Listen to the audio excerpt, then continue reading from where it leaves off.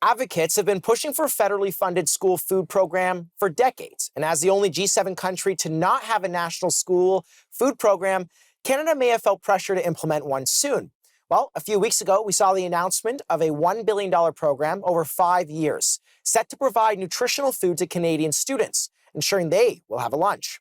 The federal budget claims that nearly 1 in 4 children don't get enough food, and the government is prioritizing this issue as integral to Canadian children being able to learn. Let's dive into what we know about the program, who it will support, what the rollout is, and how it compares to other countries' school programs all over the world. Today, I'm joined with Matt, Paige, and Anthony. Guys, welcome to the show. Thanks for joining me. Thanks for having us. Okay, so let's start about what we know with the program. The Minister for Families, Children, and Social Development, Jenna Sudds, came out with a statement when launching this program. It will have an incredible impact, supporting parents with the higher cost of groceries. Shocking. But why now? Matt, what do you think? Why now? Why are we implementing this program now? I feel like that's a very good question. I didn't know that. We were the only G7 to not have. Isn't that kind of shocking? That's very, very shocking. Is it sad? It's very sad. Okay, so this was something that was, from what I understand, talked about in 2019, and then in 2021 it was held as an election promise, and now we're seeing it. But I'm curious, do you feel with the election coming up in 2025, are there a little bit of mixed motivations here? What do you think? Of course. You think it's okay? Yeah, we've been talking about a school nutrition program probably since I started paying attention to politics at 6 years old. So 100 years ago. Yeah, so a million years ago. No, we've been talking about it for a long time, and I think, well, for the longest time we had things like child tax credits, then it transformed into the Canada Child Benefit.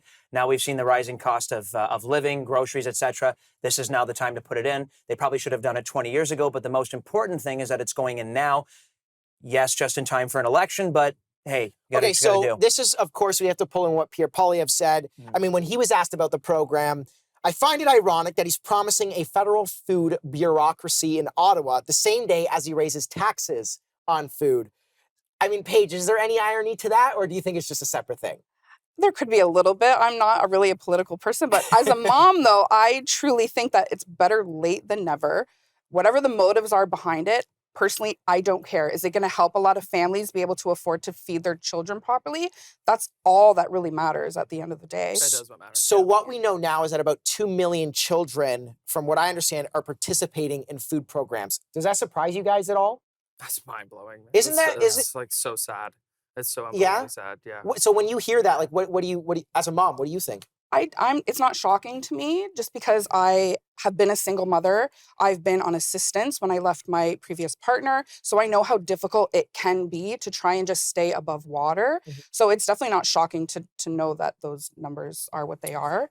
I mean, is this a healthy reaction to, the rising cost in grocery prices to help families with this immense pressure, like you said? Anthony, what do you think? I think so, but I don't want to talk about grocery prices. I want to talk about the health benefits for young people. Their attention span when they're fed and they go to school full, they have food it's accessible. It's also the most important thing that I read about is it actually decreases the chance of childhood obesity and diabetes, which is running rampant right now with young people. Is that because it's just because most nutrition programs are very heavily regulated. So they're not going to feed your kids, Cocoa Puffs. They're going to feed them healthy, nutritious snacks while they're in school. Mm-hmm. That's why I find it hilarious that they're calling it a bureaucracy. You want this regulated because here's your school nutrition program. Here's a bag of Doritos. No, it needs to be healthy, it needs to be nutritious, and there needs to be health benefits for it. So one of the interesting things I thought about, $1 billion over 5 years. Okay, so let's say it's 200 million. We don't know exactly how it's going to be rolled out, but let's say it's 200 million.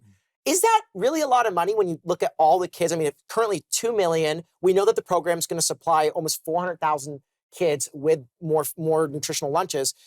Is that a lot of money to play with, or not so much?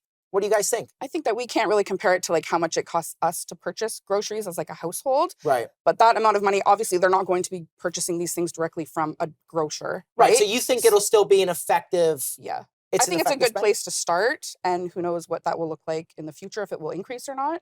But it's better than nothing, obviously. Yeah, I think, that's what we're hearing from a lot of advocates. So interesting thing I want to touch on in the next segment is just that they say they don't want to stigmatize the program, and I find that interesting. We'll see in an interview later in segment 3. But we'll see if they're going to enact this in middle and higher class areas. We'll see. When we come back, there's more.